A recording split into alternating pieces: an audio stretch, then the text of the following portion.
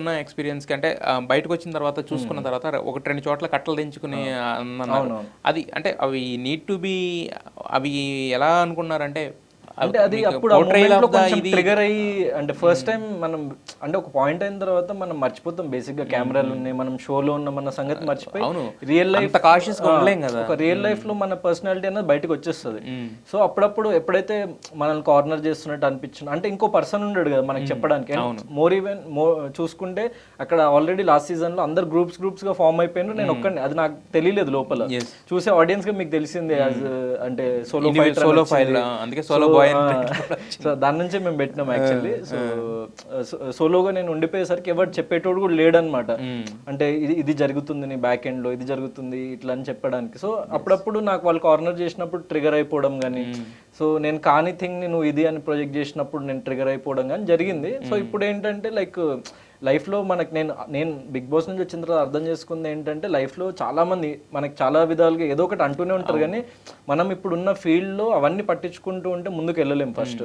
So అవన్నీ like good or bad దాన్ని ఒక లెవెల్ వరకే తీసుకోవాలి. అంటే బ్యాడ్ని నేను ఆబ్వియస్లీ బ్యాడ్ కమెంట్స్ని కానీ నెగిటివిటీని కానీ ట్రాల్స్ని కానీ చూస్తా. సో అక్కడ నిజంగా నేను తప్పు చేసినా లేకపోతే వాడు తప్పుగా ప్రొజెక్ట్ చేస్తున్నా అని చూసుకుంటా. నిజంగా నా తప్పు ఉంటే రెక్టిఫై చేసుకుంటా, నిజంగా తప్పు లేకపోతే ఇక దాన్ని నేను చేయలేను. సో లైట్ తీసుకుంటా ఇంకా అంతే. అయితే మీరు వచ్చిన తర్వాత బయటకు వచ్చిన తర్వాత చూసుకున్న తర్వాత మీకు అదే నేను ఈ మిస్టేక్స్ చేశానని అనిపించినవి ఏంటి, లేదు ఇక్కడ ఈ ఏరియాలో నేను నా ఒరిజినాలిటీ అని అనిపించింది కైండ్ ఆఫ్ ఒక్క 2-3 మూమెంట్స్ లో ఓవర్ అగ్రెసివ్ అయిపోయి, అంటే మనం అగ్రెషన్ లో ఉన్నప్పుడు మనం విచక్షణను కోల్పోతాం బేసిక్ గా మన థాట్ ప్రాసెస్ ని కానీ.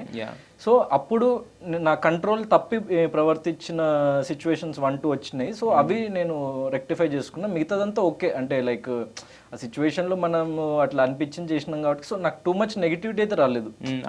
నెగిటివిటీతో కొంచెం ట్రాల్ అంటే ప్రతి ఒక్కళ్ళ మీద విన్నర్ మీద కూడా ట్రాల్స్ అవుతాయి. నేను అనేది మీకు అనిపించింది ఒకటే కొంచెం అగ్రెషన్ అన్నది ఒక్కటి కొంచెం అంటే లిమిట్ లో ఉండాలి కొంచెం అని ఒకటి. బట్ ఇక్కడ మీరు అంత అగ్రెషన్ చూపించడానికి కూడా ఇక్కడ అవకాశం ఉన్నట్టు ఏం కనిపించట్లేదు. అంటే అక్కట్లో ఒక యావర్ కానీ ఒక పల్లవి ప్రశాంత్ వీళ్ళందరూ నామినేషన్స్ అంటే కొంచెం ఇదిగా ఉండేవాళ్ళు కదా. సో మరి ఇక్కడ అంత అగ్రెషన్ ఉన్నవాళ్ళు కూడా కనిపించట్లేదు. ఇదంతా కూడా ఒక వేరే లెవెల్లో నడుస్తుంది కదా గేమ్. సో అంటే మీ మెటల్ ఏం పెట్టబోతున్నారు అక్కడ, అంటే వాట్ ఫ్రమ్ గౌతమ్? అంటే అది మీరు లోపలికి వెళ్ళిన తర్వాత చూస్తారు. ఏంటంటే బేసిక్ గా లాస్ట్ సీజన్ లో కూడా నేను హ్యాపీ దేనికంటే సరే నా అగ్రెషన్ కనిపించింది, నా గుడ్ సైడ్ కనిపించింది అండ్ వేరియస్ ఆస్పెక్ట్స్ ఉన్నాయి. అంటే ఫర్ ఎగ్జాంపుల్ ప్రియాంకతో నా రిలేషన్షిప్, అంటే నేను తనకి అన్నాని ఎప్పుడైతే నేను అనుకున్నానో నిజంగా తను నా చెల్లి అని ఫీల్ అయిన రోజు నుంచి like whatever it is ఎవరేమన్నా కూడా ఆ స్టాండ్ తీసుకున్నా నిలబడ్డా తన కోసం. అండ్ ఇప్పుడు ఫర్ ఎగ్జాంపుల్ ఇప్పుడు ఎవరితో ఫస్ట్ లో గొడవ అయినా తర్వాత ఉండంగా నా బాండింగ్ చాలా క్లోజ్ అయింది వాళ్ళతో నేను వచ్చేసే మూమెంట్ వరకు. సో అట్లా చాలా ఆస్పెక్ట్స్ లో లైక్ నన్ను నేను ఎక్స్ప్లోర్ చేసుకోగలిగిన more than anything Bigg Boss అనే దాంట్లో. సో నేను ఈ సీజన్ కూడా వెళ్ళి అంటే అక్కడ మనం ప్లాన్ చేసుకుని అయితే నిజంగా నేను చెప్తున్నా చాలా మంది అనుకుంటారు ఈ స్ట్రాటజీతో తను వచ్చింది ఈ స్ట్రాటజీ అది ఒక 1-2 days వర్కౌట్ అవుతుందేమో, కానీ అది ఫర్దర్ గా ఎక్కువ రోజులు స్ట్రాటజీస్ అన్న వర్కౌట్ అవ్వవు.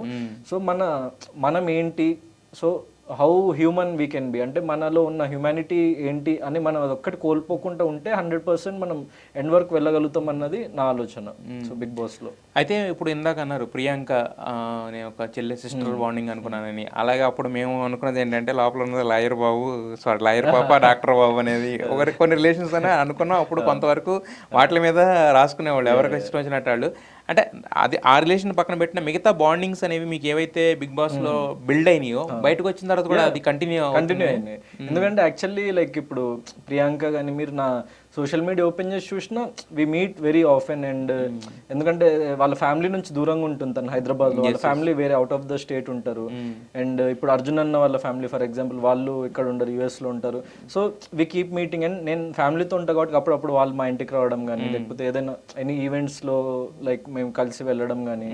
So we have that healthy bond. And అక్కడ జరిగిన గొడవ నేను యాక్చువల్లీ నేను వచ్చేసే మూమెంట్ కూడా స్టేజ్ మీద ఒకటే చెప్పిన, ఆ గొడవని నేను కంట్రోల్ ఆల్ డెలీట్ అని అక్కడే వదిలేసి వచ్చిన. మనం చేసిన లాస్ట్ ఇంటర్వ్యూలో కూడా నేను అదే చెప్పిన, గొడవలను వదిలేస్తాము. నేను అనేది బాండ్ అనేది ఏంటంటే ఒక్కోసారి అంటే అక్కడ నేను అనేది ఫోర్ అక్కడ వాల్స్ నాకు మధ్యలో నిజంగా- ఉంటాం కాబట్టి నిజంగా గొడవ జరిగిన పర్సన్ తో కూడా బయటకు వచ్చి నేను గెట్ ఎలాంగ్ అయిపోతాను. నేను గ్రడ్జెస్ పెట్టుకునే పర్సన్ కాదు. కలిసారా మరి తర్వాత శివాజీ ప్రశాంత్ కలిసిన, శివాజీ అన్నని కలిసిన, అమర్ని, everyone like almost everyone I have met. అంటే ఇప్పుడు షకీలా గారు కానీ వాళ్ళందరూ అవుట్ ఆఫ్ ద స్టేట్ ఉంటారు, వాళ్ళు ఇక్కడ రెగ్యులర్ గా ఉండరు కాబట్టి వాళ్ళని కలవలేకపోయా. కానీ నార్మల్ ఇక్కడ లోకల్ హైదరాబాద్ లో ఉండే వాళ్ళని మాత్రం ప్రతి ఒక్కరిని కలిసిన. కలిసావు.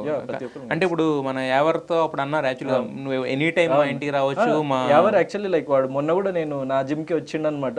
సో కలిసి వర్కౌట్ చేసుకున్నాం. దెన్ లైక్ అప్పుడప్పుడు మాట్లాడుకుంటాం ఫోన్ చేసి. వాడు కూడా మొన్న నాది ఒక స్టోరీ పెట్టిండు, ఏదో మంచి రీల్ ఏదో వాడికి కనిపిస్తే.